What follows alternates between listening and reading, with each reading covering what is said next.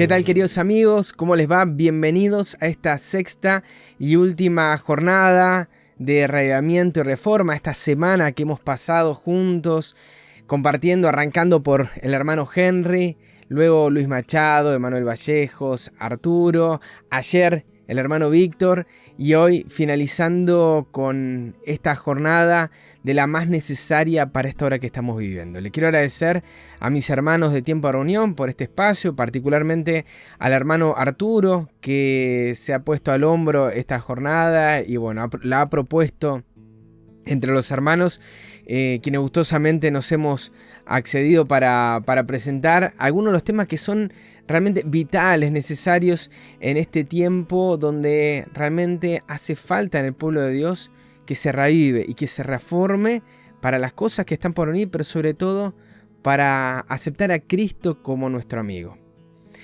Me gustaría compartir y finalizar, es una gran responsabilidad, sé de lo que significa terminar y pienso en todo lo que hemos pasado juntos durante esta semana, que hemos compartido en el chat, considerando algunas de estas temáticas, esto de morir al yo que arrancó el hermano Henry, finalizando, ¿sí?, con este tema que tiene que ver, cada uno si lo han visto en distintas miradas, distintas ópticas, con el gran mensaje de la justificación por la fe.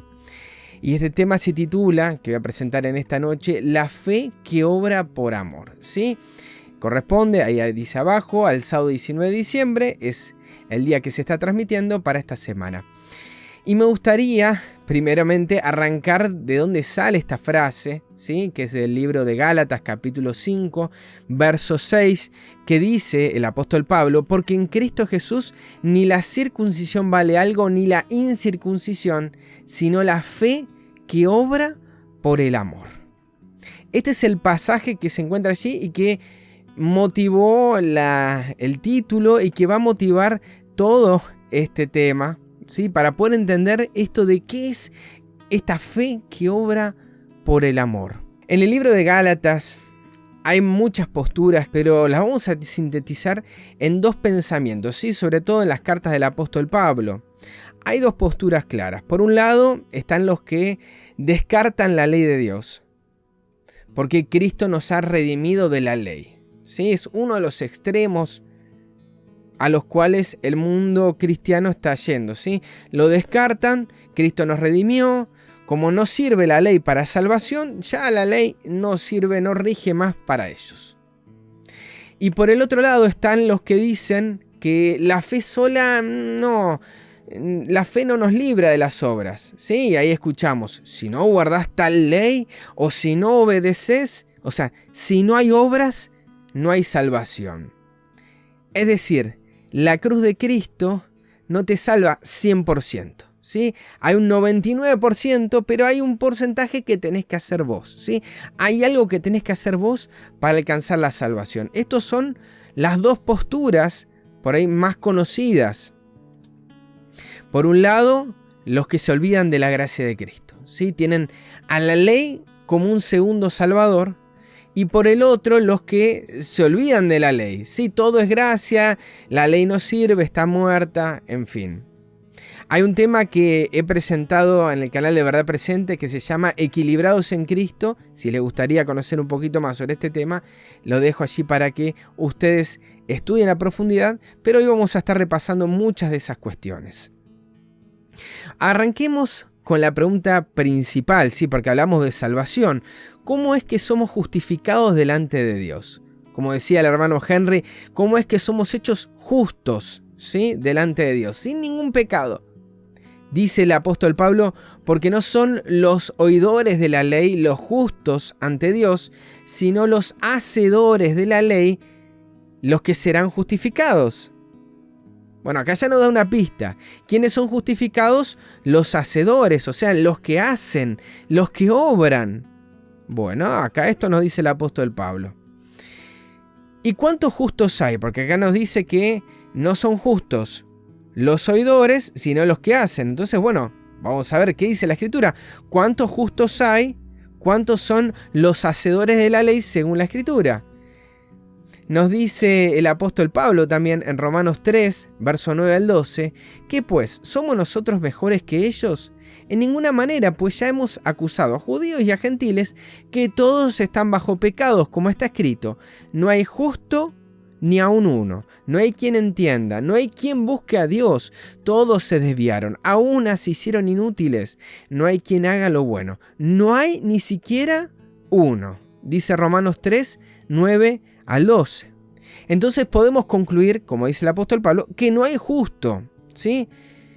Y nos decía, acabamos de leer, que hay una ley. Bueno, ¿para quién es esa ley? Porque si me dice que los hacedores de esa ley son los justos y no hay ningún justo, bueno, ¿para quién es esta ley? Hay muchos que dicen, no, es para los judíos. Pero nos dice Romanos 3:19, pero sabemos que todo lo que la ley dice, lo dice a los que están bajo la ley, para que toda boca se cierre y todo el mundo quede bajo el juicio de Dios. Entonces vemos acá que la ley está destinada a todos, ¿sí? Porque lo dice a los que están bajo la ley. ¿Y quiénes están bajo la ley? Para que toda boca se cierre y todo el mundo quede bajo el juicio de Dios. Todos están bajo esta ley. O sea, la ley es para todo el mundo, no es solamente para una raza, una cultura, una religión. Todos vamos a tener que compadecer ante el tribunal de Cristo y esta ley va a ser la norma de su juicio. ¿Por qué? ¿Por qué es que esta ley es para todos? Por cuanto todos pecaron y están destituidos de la gloria de Dios. Y leemos más adelante y pareciera una contradicción. Seguimos leyendo en Romanos 3 y vemos, ¿recuerdan Romanos 2:13? Que los hacedores de la ley van a ser justificados. Por un lado vemos esto, pero por el otro lado en Romanos 3:20 nos dice, ya que por las obras de la ley ningún ser humano será justificado delante de Dios. ¿Por qué? Porque por medio de la ley es el conocimiento del pecado. Entonces acá pareciera haber una contradicción. Por un lado el apóstol Pablo me dice que los hacedores de esa ley son los justificados, y por el otro lado el apóstol Pablo me dice, no, por las obras de la ley ningún ser humano será justificado, pero me acabaste de decir lo contrario. ¿Cómo es esto, Pablo? ¿Cómo es el asunto? Lo que pareciera una aparente contradicción, vamos a ir viendo que no es tan así, y que hay una explicación a todo esto. Ya vimos que no hay nadie que haga lo bueno, ¿sí? Es decir, no hay nadie que haga obras justas, obras buenas, ni siquiera la ley de Dios, no hay nadie que las cumpla. No hay justo ni aun uno, ¿sí? Esto nos dice el apóstol Pablo. Pregunta, ¿Jesús sabe lo que hay en el hombre, en su corazón? Bueno, es una pregunta básica, sí, diríamos, ¿sí? Y claramente Juan 2, 24-25 nos dice que Jesús mismo no se fiaba de ellos porque conocía a todos y no tenía necesidad de que nadie le diese testimonio del hombre, no de una raza, sino del hombre en general, pues él sabía lo que había en el hombre, ¿sí? Entonces concluimos que Jesús sabe lo que hay en nuestro corazón. ¿Y qué es lo que hay en el hombre? ¿Qué es lo que hay en nuestro corazón? Dice Marcos 7, 21-23, porque de dentro del corazón del hombre salen los malos pensamientos, los adulterios, las fornicaciones, los homicidios, los hurtos, las avaricias, las maldades, el engaño, la lascivia, la envidia, la maledicencia, la soberbia, la insensatez. Como decía Arturo, uno se cansa de decirlo, todas estas cosas, pero es lo que hay en el corazón del hombre, de todos nosotros. Por naturaleza, esto está en nuestro corazón. Y dice Jesús, todas estas maldades de dentro salen, ¿y qué hacen estas maldades? Nos contaminan, ¿sí?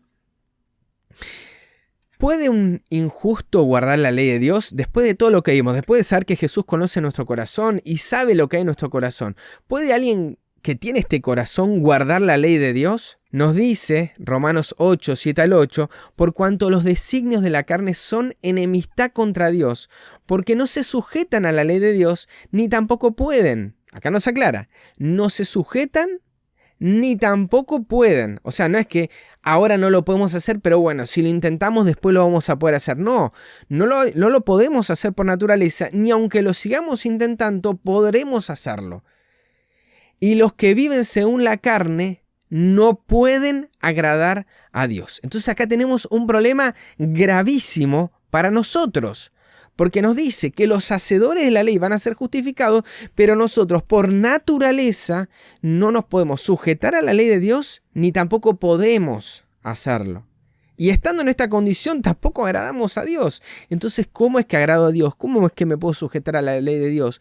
¿Cómo? ¿De dónde procede todo lo bueno? Es ahí donde tenemos que preguntarnos, ¿sí? Porque si ya vimos que en nuestro corazón no hay nada bueno, tenemos que ver de cuál es la fuente para que de nuestro interior empiece a surgir todo eso bueno, todo eso lindo que nos presenta la Escritura.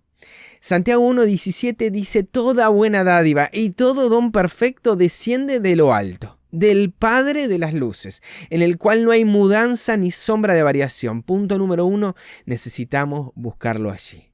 Buscarlo del Padre. Toda buena dádiva, todo don perfecto, toda buena obra desciende de allí. No surge de nuestro corazón. Es un don que viene de forma externa, ¿sí? A diferencia de lo que dicen estas religiones del mundo, donde hay algo bueno dentro tuyo, donde solamente tenés que explorarte, conocerte y sacar eso bueno que hay dentro tuyo, la Escritura nos dice que nada hay bueno y que todo lo bueno hay que pedirlo a Dios. Nos dice el salmista: oh alma mía, dijiste a Jehová, tú eres mi Señor. Importante reconocerlo así. No hay para mí bien fuera de ti. Una oración así, mis hermanos, es una oración ganadora, entendiendo realmente que Él es el dueño de mi vida, es mi Señor, y que no hay nada bueno, ¿sí? No hay para mí bien fuera de vos, ¿sí? Reconocer que Él es nuestro Señor, que desciende del cielo todo eso bueno, y que fuera de Él no hay nada bueno. Entonces, ¿cómo el hombre puede dar buenos frutos? ¿Cómo puede hacer buenas obras? Nos dice el Evangelio de Lucas, capítulo 6, no es buen árbol el que da malos frutos, ni árbol malo el que da buen fruto, porque cada árbol se conoce por sus frutos. Pues no se cosechan higos de los espinos, ni de las zarzas se vendimian uvas. El hombre bueno del buen tesoro de su corazón saca lo bueno, y el hombre malo del mal tesoro de su corazón saca lo malo, porque de la abundancia del corazón habla la boca. En definitiva, nosotros estamos considerando simplemente los frutos. Y este es un gran problema para el cristiano, decir, bueno, yo tengo que ser así, tengo que ser asá, no tengo que hacer más esto. Y estamos considerando los frutos, pero nos perdemos de vista lo importante. Como dice el dicho, fijándonos en el árbol, nos perdemos el bosque. En este caso, mirando los frutos, nos perdemos el árbol. Y no reconocemos que la única manera de dar un buen fruto es siendo un buen árbol. La única manera de que nuestro corazón saque algo bueno es siendo un hombre bueno y teniendo un buen corazón, porque el hombre bueno del buen tesoro de su corazón saca lo bueno. Es necesario, mis hermanos, ese buen corazón, ser transformados en ese árbol bueno para poder sacar y para hablar de nuestro corazón buenas cosas. De la abundancia, lo que hay en nuestro corazón va a hablar nuestra boca, vamos a obrar. ¿Podemos tener buenos frutos sin Cristo? Dice Juan 15, 4-5, permaneced en mí y yo en vosotros. Hablando de árboles, nos utiliza el ejemplo de la vid, diciéndonos, como el pámpano no puede llevar fruto por sí mismo si no permanece en la vid, así tampoco vosotros, si no permanecéis en mí, no podéis dar esos buenos frutos. ¿Sí? Fíjense cuántas veces repite la palabra permanecer. Permanecer en mí, yo en vosotros, permanecer en la vid, permaneced en mí, yo soy la vid. Verso 5, y vosotros los pámpanos, el que permanece en mí y yo en él, éste lleva mucho fruto. ¿Por qué? Porque separados de mí, nada podéis hacer. Bueno, algo, no, nada podéis hacer. Entonces, lo principal, mis hermanos, es permanecer en Cristo. Ese es el centro, es el secreto de todo. Podríamos resumir todo este tema en esto. La única manera de que esa fe obre por amor es que Cristo permanezca en nosotros y Él produzca esos frutos en nuestra vida. Separados de Él, nada podemos hacer. Necesitamos estar conectados a la vid, como pámpanos, para dar esos frutos que tanto estamos anhelando, esos frutos que habló el hermano Arturo el día jueves. ¿Cómo creían antes de que viniera Cristo? ¿Será que creían de la misma manera que está presentando ahora Cristo acá? Mira, en Hebreos 4, verso 2, nos dice el apóstol Pablo, porque también a nosotros se nos ha anunciado la buena nueva como a ellos, pero no les aprovechó el oír la palabra. ¿Por qué? Porque no estaba acompañada de fe en los que la oyeron. Es decir, el evangelio no es que hay un evangelio en el Antiguo Testamento y uno en el Nuevo Testamento, sino que la buena nueva, el evangelio, fue anunciado a ellos como a nosotros. Pero ¿por qué hay una diferencia en ellos a diferencia de nosotros? Dice Pablo, porque no fue acompañada de fe. Y esto es la clave de este tema. Subrállenlo. Esta es la clave de este tema. Miren lo que dice, viendo ya un poco los ejemplos, Deuteronomio 5:29. Hablamos de la ley, pero fíjense qué decían. ¿Quién diera que tuviese tal corazón, que me temiesen y guardasen todos los días todos mis mandamientos, para que a ellos y a sus hijos les fuese bien para siempre? El pedido que nos llega de parte de Dios a través de Moisés no es el de pactar de yo lo voy a poder hacer, sino de tener tal corazón, un corazón tal que pueda guardar los mandamientos de Dios para que nos vaya bien. Esto es un pensamiento que estaba desde la antigüedad.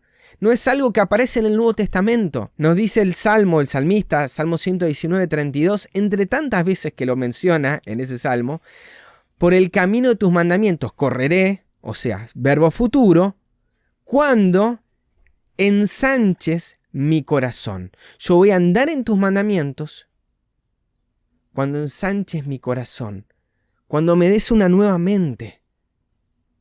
Ese va a ser el momento donde se va a producir ese cambio que tanto estás esperando en tu vida. Cuando Cristo haga esa obra en tu corazón, cuando te cambie esta mente. ¿Qué les prometió Dios a esa generación? Esparciré sobre vosotros agua limpia, dice Ezequiel 36, 25 al 27. Y seréis limpiados de todas vuestras inmundicias, y de todos vuestros ídolos os limpiaré. Os daré corazón nuevo, y pondré espíritu nuevo dentro de vosotros. Esa es la gran promesa que les dio Dios a esa generación. Quitaré de vuestra carne el corazón de piedra, y os daré un corazón de carne. Y pondré dentro de vosotros mi espíritu, y haréis que andéis en mis estatutos, y guardéis mis preceptos, y los pongáis por obra. Este es el gran deseo que tenía el Señor para esa generación. Pero ¿será que con el paso del tiempo cambió ese pensamiento? ¿Será que en esa generación era que Dios quería cambiarles el corazón para que anden en sus estatutos, en sus preceptos, en su ley? Y para que los pongan por obra. ¿Será que ese era el deseo del Señor para los hebreos, para los judíos de la antigüedad? ¿Qué le volvió a prometer a los seguidores de Cristo? Dice Hebreos 8, el apóstol Pablo, del verso 10 al 11, por lo cual este es el pacto que haré con la casa de Israel. Después de aquellos días, dice el Señor, pondré mis leyes en la mente de ellos, y sobre su corazón las voy a escribir, las voy a grabar para que no se las olviden, y seré a ellos por Dios, y ellos serán a mí por pueblo.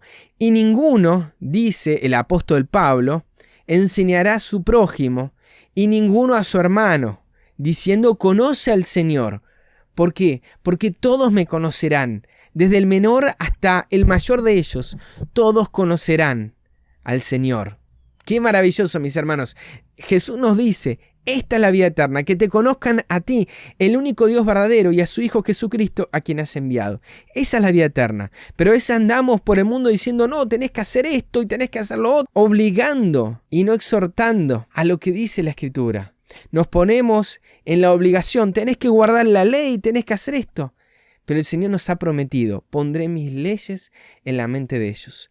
y en su corazón las escribiré. Este es el gran deseo y es el gran pacto que estableció el Señor con su pueblo en esta generación. Pero ¿qué nos pide el Señor a nosotros? Nos dice, entre tantas cosas, Proverbios 23:26, dame, hijo mío, tu corazón. Es lo primero que nos está pidiendo Dios a cada uno de nosotros. Si queremos que estas reformas se hagan en nuestra vida, que haya un verdadero reavivamiento y reforma, dame, hijo mío, tu corazón, y miren tus ojos por mis caminos. Dice también Isaías 45:22, mirad a mí y sed salvos. Mis hermanos, ¿cuánto cuesta esto? ¿Cuánto nos cuesta mirar? Mirad a mí y sed salvos. Todos los términos de la tierra, porque yo soy Dios y no hay más. De esto se vale la salvación. Mirad a mí, puestos los ojos en Jesús. Miradme a mí y sed salvos. Dame tu corazón. No con ejército, ni con fuerza, no con levantarte de mañana, ni de tarde hacer el culto, no. Todo eso va a ayudar, pero no es con eso.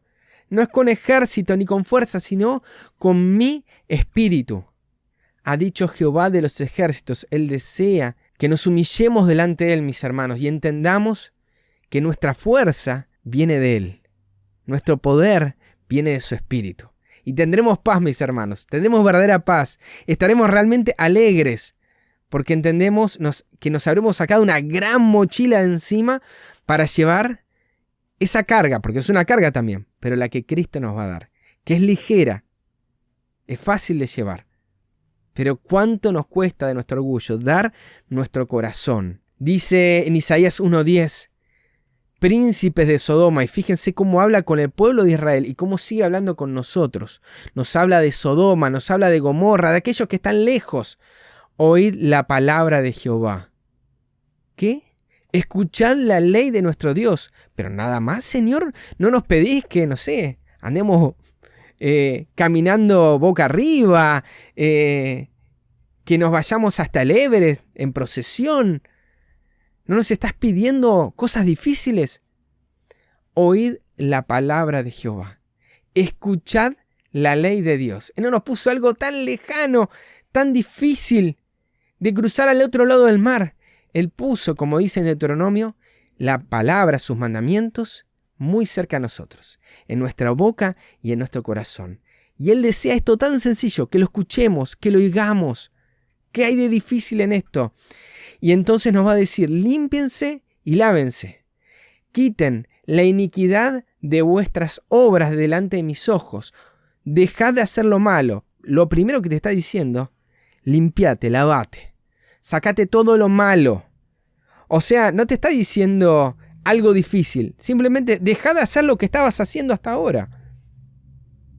Y lo segundo, o sea, si en tal situación, en tal lugar, vos sabés que vas a caer en ese vicio, o vas a caer en ese lugar, si vos sabés que te cuesta, no sé, dormir tarde y vos estás a la noche con el celular, bueno, deja el celular lejos, ponelo lejos, no te coloques en situaciones complicadas, ¿sí?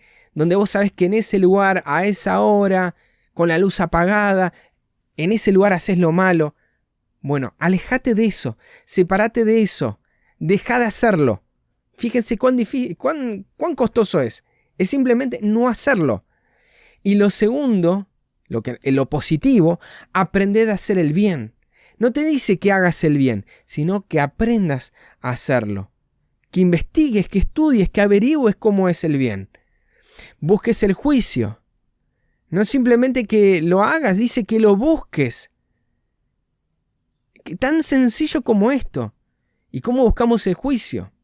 Buscando la ley, buscando la norma, buscando la regla. Por eso todos los profetas siempre decían, vuelvan a esa ley que les dio el Señor para tener esa verdadera felicidad. Aprendan a hacer el bien. Busquen el juicio. Vayan un poquito más atrás, a donde ustedes se desviaron, las sendas antiguas. Y después nos dice, restituid al agraviado, devolvele lo que le pertenece. Haced justicia al huérfano, devolvele lo que le pertenece. Amparad a la viuda, devolvele lo que le pertenece.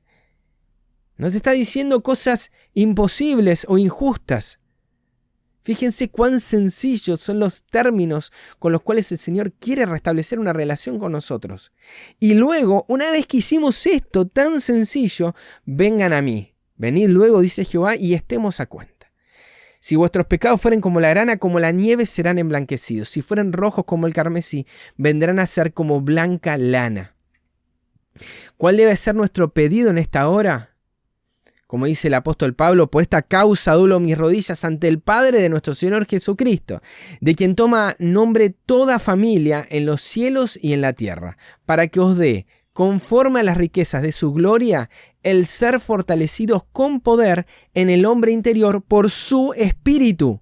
¿Para qué? Para que habite Cristo por la fe en vuestros corazones. Este es el gran secreto, es el gran mensaje que Dios está enviando en esta generación. Que Cristo puede morar en tu vida, no otro, Cristo mismo. ¿Y cómo lo hace? Por la fe, creyendo que es así, creyendo que tenemos un Dios y que es galardonador de los que le buscan. ¿A fin de qué? Dice Efesios, a fin de que arraigados y cimentados en amor, seáis plenamente capaces de comprender, ¿qué cosa? Con todos los santos, cuál sea la anchura, la longitud, la profundidad y la altura, y de conocer el amor de Cristo, que excede a todo conocimiento. ¿Para qué? Para que seáis llenos de toda la plenitud de Dios. Como dice el apóstol Pablo en Gálatas 2:20, con Cristo estoy juntamente crucificado. Y ya no vivo yo, mas vive Cristo en mí. Y lo que ahora vivo en la carne, no soy yo, lo vivo en la fe del Hijo de Dios, creyendo que Cristo mora en mí. Entonces ya no lo vivo yo, no es mi carne la que está actuando. Ahora es la fe en la fe del Hijo de Dios, el cual me amó y se entregó a sí mismo por mí. Ahora ya no vivo yo, no soy yo el que obro, no soy yo el que hace. Cristo es el que mora en mí y Él hace en mi vida el querer como el hacer según su buena voluntad, en tanto entienda y crea y acepte que Cristo more en mi corazón. Y de modo que si esto pasa, si alguno está en Cristo, nueva criatura es. Las cosas viejas pasaron. ¿Te era difícil guardar la ley de Dios? Las cosas viejas pasaron. ¿Te era difícil no ser un mal hablado? Las cosas viejas pasaron. ¿Te era difícil no ser un mentiroso? Las cosas viejas pasaron. He aquí, todas son hechas nuevas. En el Camino a Cristo, página 47, nos dice la sierva de Dios, lo que debéis entender es la verdadera fuerza de voluntad. Nosotros estamos con la mente puesta en lo que tenemos que hacer y lo que no tenemos que hacer. Pero lo que no entendemos verdaderamente es la fuerza de voluntad. Este es el poder gobernante en la naturaleza del hombre. La facultad de decidir o escoger. Por eso la Escritura está centrada en esto. En si decidimos o no lo decidimos. En si escogemos lo bueno o no lo escogemos. Primero tenemos que entender que es bueno eso. Que la ley es santa, es justa, es buena. Y una vez que nosotros entendemos, tenemos que decidir. Tenemos que ir por ese camino. Por más que nuestra naturaleza vaya en contra, ir por ese camino. Escoger lo bueno para nosotros en ese día. Todo depende de la correcta acción de la voluntad. Dios dio a los hombres el poder de elegir. A ellos les toca ejercerlo. No podéis cambiar vuestro corazón, ni dar por vosotros mismos sus afectos a Dios. ¿Pero qué? Pero podéis escoger servirle. Podéis darle vuestra voluntad para que Él obre en vosotros tanto el querer como el hacer según su buena voluntad. De ese modo, vuestra naturaleza entera estará bajo el dominio del Espíritu de Cristo. Vuestros afectos se concentrarán en Él y vuestros pensamientos se pondrán en armonía con Él. Es la única manera que surja algo bueno de nuestra vida. La única manera es escoger servirle a Cristo. Que Él obre en nosotros. Y tenemos que escogerle. Padre, te ruego que envíes el Espíritu de tu Hijo. Para que en mi interior, para que en mi vida clame, Abba Padre. Para que Él obre en mi vida tanto el querer como el hacer según su buena voluntad. para que mi vida esté bajo el dominio de este Espíritu, del Espíritu de Cristo, no de otro, de Él. ¿Qué ocurre cuando estamos en Cristo? Nos dice Efesios 2, 12 al 15, que cuando estabas en Cristo, estabas alejado de la ciudadanía de Israel, o sea, no eras israelita. Estabas ajeno a los pactos de la promesa, ¿sí? A los que le había dado al pueblo de Israel, pero ellos no los veían por la fe, sino que decían, yo los voy a cumplir. Entonces estaban ajenos a los pactos de la promesa, estabas sin esperanza, estabas sin Dios en el mundo. Fíjense todo lo que pasa cuando estás sin Cristo, pero ahora en Cristo, o sea, estando en Cristo, los que estaban en otro tiempo lejos, habéis sido hechos cercanos por la sangre de Cristo. ¿Cercanos a qué? Cercanos a la ciudadanía de Israel, cercanos a los pactos de la promesa, cercanos a esta esperanza y cercanos a ese Dios. Porque Él, Cristo, es nuestra paz, que de ambos hizo uno. ¿Sí? De los que estaban lejos a estas promesas y de los que estaban cerca, hizo uno, derribando la pared intermedia de separación. ¿Sí? Pero fíjense, no es que a los judíos o a los que los alejó, o a los israelitas los alejó, sino que acercó a los gentiles a la ciudadanía de Israel. Y a los judíos que eran por la carne, pero que no lo eran por el Espíritu, también los acercó a la ciudadanía de Israel, para que todo Israel, como dice Romanos, todo Israel sea salvo. Aboliendo ¿qué cosa? Aboliendo en su carne las enemistades, la ley de los mandamientos expresados en ordenanzas, para crear en sí mismo de los dos un solo y nuevo hombre, haciendo la paz. ¿Qué es lo que vino a abolir? En su carne dice las enemistades. ¿Y qué es la enemistad? ¿Será que es la ley de los mandamientos? Bueno, si uno lo lee así superficialmente diría, sí, la enemistad es la ley de los mandamientos, y muchos dicen, ves, Cristo vino y abolió la ley de los mandamientos. Cuando Él en carne no vino a abolir, sino a cumplir. Pero fíjense, Él no vino a abolir la ley de los mandamientos, sino la ley de los mandamientos que estaban expresados en ordenanzas. ¿Y cómo es que se expresa un mandamiento como una ordenanza?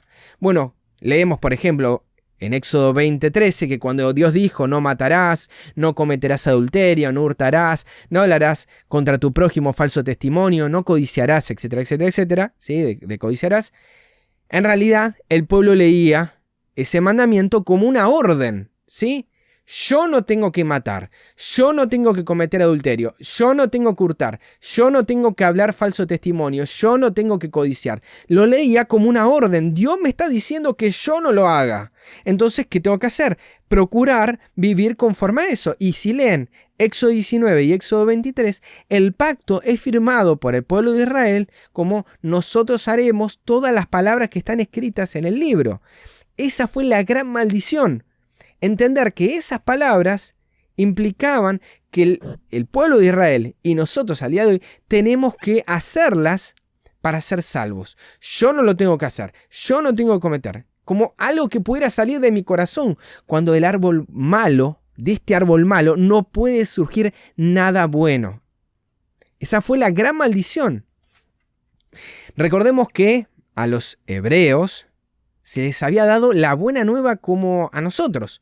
Pero ¿por qué no lo entendieron? Porque no iba acompañada de fe en los que la oyeron. Pero ahora escuchen bien este pasaje. ¿Sí? Ellos necesitaban un nuevo corazón para guardar sus mandamientos. Ellos necesitaban esa fe para poder entender que no era por fuerza, por ejército, sino por mi espíritu. Él necesitaba implantar un nuevo espíritu en nuestro corazón, una nueva mente para poder guardar. Necesitaba ensanchar nuestro corazón para andar en sus mandamientos. ¿Y qué ocurre ahora cuando estamos en Cristo y miramos la ley? Nos dice 2 Corintios, y este es el que me gustaría que lean, porque de lo que veíamos leyendo hasta aquí, y este mensaje que despertó en estos últimos 20 años, 30 años, pero que es un mensaje más antiguo, Dios le sigue agregando más y más cosas. En 2 Corintios 3, 14 al 18 nos dice que el entendimiento de ellos, de los hebreos, se embotó, porque hasta el día de hoy, cuando leen el antiguo pacto, les queda el mismo velo no descubierto, el cual por Cristo es quitado. Y aún hasta el día de hoy, cuando se lee a Moisés, el velo está puesto sobre el corazón de ellos. Pero ¿cómo es que se quita ese velo? Pero cuando se conviertan al Señor, el velo se quitará. Siempre iniciamos por mal camino. Cuando vemos a una persona que está fumando, le decimos, vos tenés que dejar de fumar. E iniciamos por el mal camino, considerando que esa persona por sí misma puede realizar algo bueno. Pero cuando nos convirtamos al Señor, el velo se quita y podemos entender lo que dice el verdadero pacto. Cuando nos convirtamos al Señor, el milagro ocurrirá en nuestro corazón, porque el Señor es el Espíritu. Y este es el gran mensaje que ha surgido en mi corazón, en mi vida hace 10 años, pero sé que muchos hace mucho más, ¿sí? De que el Señor, que Cristo es el Espíritu. Pero no solamente esto, que donde está el Espíritu del Señor, allí hay libertad. Ahora, nosotros mirando a cara descubierta, como a un espejo, la gloria del Señor, mirando, no te dice más que eso, que mirándolo a Él, vamos a ser transformados. De gloria en gloria, la misma imagen como por el Espíritu del Señor. Es Él el que hace la obra en mi vida. Y este fue el gran problema que tenían el pueblo de Israel, que consideraban en esa ley, en los 10 mandamientos, que había algo que ellos tenían que hacer. Y no entendían que como en la antigüedad, así como ahora, debían mirar para ser salvos, para ser transformados. Y que esa ley se estampe en nuestro corazón. ¿Cómo se lee el mandamiento sin el velo? Se lee como una promesa. Cuando Dios te dice no matarás, en realidad en Cristo te está diciendo, si estás en Cristo, yo no puedo matar. Porque en Cristo no puedo hacer otra cosa. En Cristo yo no puedo cometer adulterio. En Cristo yo no puedo hurtar. En Cristo yo no puedo hablar falso testimonio. En Cristo yo no puedo codiciar. Cuando me dice no matarás, es porque no vas a poder hacer otra cosa si estás en Cristo. Entonces dejás de leerlo como una orden de que yo no tengo que matar para empezar a leerlo como yo no puedo. Y lo importante acá es estar en Cristo para poder obedecer los mandamientos. Cuando estamos en Cristo, y esta es la hora, mis hermanos, donde Cristo está derramando su Espíritu para que podamos entender esto claramente. Es esto con claridad, si uno leyó 2 Corintios capítulo 3, el derramamiento de la lluvia tardía. Por entender de que en Cristo somos más que vencedores. Dice Mensajes Selectos, tomo 1, página 276, en el contexto de la ley en Gálatas, la ley de los 10 mandamientos no ha de ser considerado tanto del aspecto de la prohibición, de los no, yo no tengo, sino como desde el de la misericordia. Verla como una promesa, mis hermanos. Sus prohibiciones son la segura garantía de felicidad en la obediencia. Y ahora escuchen esto. Al ser recibida en Cristo, ella, o sea, la ley, obra en vosotros, en nosotros. La tenemos que recibir en Él. La pureza de carácter que nos traerá gozo a través de los siglos eternos. Mis hermanos, ella nos traerá, ella obra en nosotros. Nosotros no obramos la ley. Si la recibimos en Cristo, empieza a obrar esta ley en nuestra vida. Y nos empieza a cambiar, nos empieza a transformar. Es una muralla de protección para el obediente. Contemplamos en ella la bondad de Dios, quien al revelar a los hombres los principios inmutables de justicia, procura escudarlos de los males que provienen de la transgresión. Recuerden que comenzamos leyendo, porque en Cristo Jesús ni la circuncisión vale algo, ni la incircuncisión, sino la fe que obra por el amor. Y vamos a decodificar, como dice el hermano Vallejos, este pasaje. Primero porque en Cristo Jesús, o sea, necesitamos estar en Cristo. Así es como comienza este pasaje. Es en Él que se producen las victorias. Ni la circuncisión vale algo, es decir, el cumplimiento de la ley, ni la incircuncisión, es decir, el incumplimiento de la ley. Ambas cosas no sirven. Nadie puede jactarse ni de cumplir la ley ni de incumplirla. Hay quienes dicen, yo como vegetariano, y otros dicen, no, esto no es lo importante, yo no como vegetariano. ¿Sí? No hago la reforma pro salud. No sigo los principios de Levítico 11. No, eso para mí no es importante. Otro dice, sí, esto es importantísimo. Ni una cosa ni la otra vale. En Cristo, ni una cosa ni la otra, sino la fe que obra por el amor. Y escuchen, la fe no nos lleva a la obediencia. Muchos leen este pasaje diciendo, bueno, la fe nos lleva a que nosotros obremos por el amor. No, la fe no nos lleva a obedecer. La fe misma es la que obedece. La fe misma es la que obra en nuestra vida. La fe, mis hermanos, es un fruto del Espíritu, no es algo nuestro. Mas el fruto del Espíritu, nos va a decir el apóstol Pablo, amor, gozo, paz, paciencia, benignidad, bondad, fe. Es un fruto más. No es algo que procede de nuestra vida, por eso necesitamos a Cristo, para que esa fe obre. La fe es la sustancia de las cosas que se esperan. Dice Hebreos 11:1. Después la fe es la sustancia de las cosas que se esperan.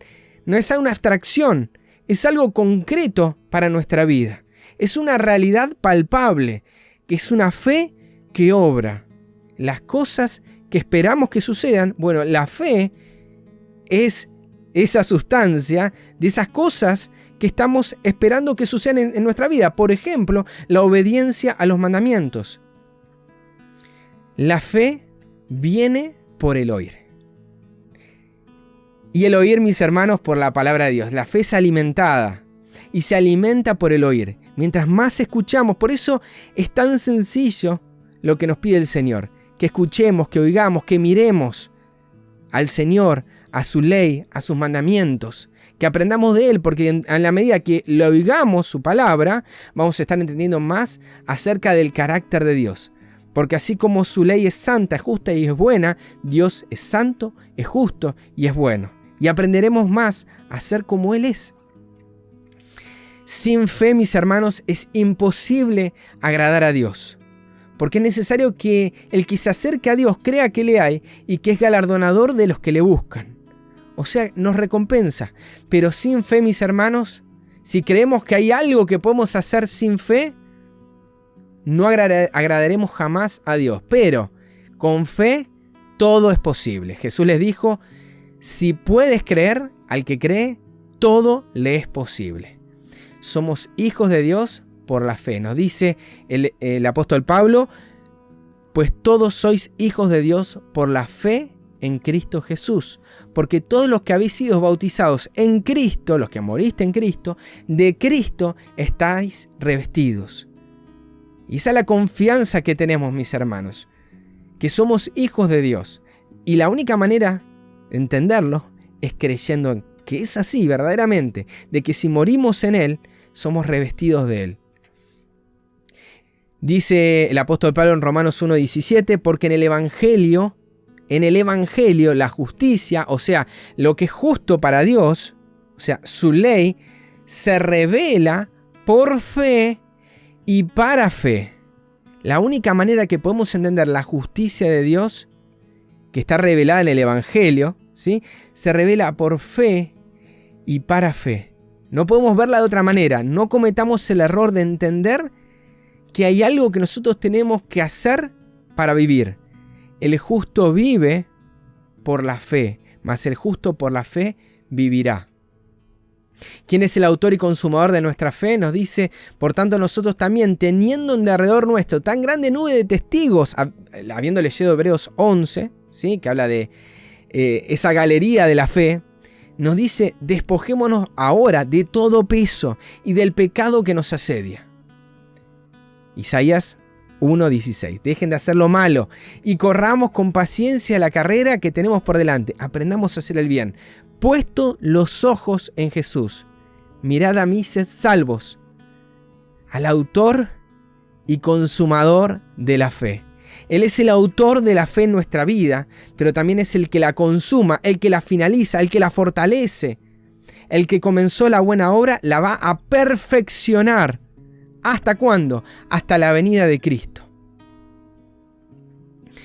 Nuestra victoria sobre el mundo, mis hermanos, y con estos pasajes voy a ir finalizando, es nuestra fe. Porque todo lo que es nacido de Dios vence al mundo. Y esta es la victoria que ha vencido al mundo, nuestra fe. Eso es lo que vence, mis hermanos. ¿Quién es el que vence al mundo sino el que cree que Jesús es el Hijo de Dios? O sea, si leemos Juan 20:31, dice que todo lo que se escribió es para que creamos que Jesús es el Cristo, o sea, tu Salvador, el Hijo de Dios. Jesús e Hijo de Dios, sobre todo Hijo de Dios, es un sinónimo de Cristo, según Juan 20:31, y Cristo es un sinónimo de Mesías, de Salvador. Creer que Jesús es tu Salvador es esa fe que vence al mundo, que Él es el que nos ha hecho, como dice Romanos, y este es el último pasaje, Romanos 8, 37 al 39, antes en todas estas cosas somos más que vencedores, por medio de aquel que nos amó. Tal vez hoy te sumaste a esta transmisión diciendo, semana de radiamiento y reforma, es lo que yo tengo que hacer, lo que yo tengo que cambiar. Mis hermanos, la propuesta es que podamos creer, que podamos ver ahora la Escritura en esta nueva lupa de la fe, que Cristo, entregándonos a Él, nos quite este velo que tenemos para leer su palabra y que podamos considerarnos que somos más que vencedores por medio de aquel que nos amó. El enemigo te puede venir hoy a tosigar con aquellas cosas del pasado y con cuántas veces vos recaíste. Pero mis hermanos, en vez de considerar y poner la vista en uno, pongamos los ojos en Jesús, porque en Él somos vencedores, no en nosotros ni en nuestra fuerza, sino en su fuerza. Él va a buscar lo débil del mundo para avergonzar a este mundo, por lo cual estoy seguro de que ni la muerte ni la vida, ni principados, ni ángeles, ni potestades, ni lo presente, ni lo porvenir, ni lo alto, ni lo profundo, ni ninguna otra cosa creada nos podrá separar del amor de Dios, que es en Cristo Jesús, Señor nuestro. Porque ¿de qué otra manera vamos a poder dar buenos frutos? Y mis hermanos, con el conflicto que se viene, y entendiendo el conflicto que radica en la adoración y en el cumplimiento de sus mandamientos, sobre todo el día sábado, la única manera de entender y poder pasar esa crisis que se viene, es poder entender de que somos más que vencedores por aquel que nos amó. Mi hermano, mi hermana, sos un hijo del Rey, sos una hija del Rey. Y Él desea que levantes la cabeza y que clames a voz en cuello esta palabra, que si Dios ahora te está mostrando esto nuevamente, lo profetices y lo clames a toda nación, tribu, lengua y pueblo. Vamos, falta poquito. Una vez que terminemos de dar testimonio y que se predique a todas las naciones, vendrá el fin y nuestro Señor vendrá a buscarnos. Y así como hoy no nos podremos separar de ese amor, no nos separaremos jamás. Que Dios te bendiga. Hasta acá fue la semana de Radiamiento y Reforma. Es una alegría, un gusto que nos hayas acompañado hasta acá.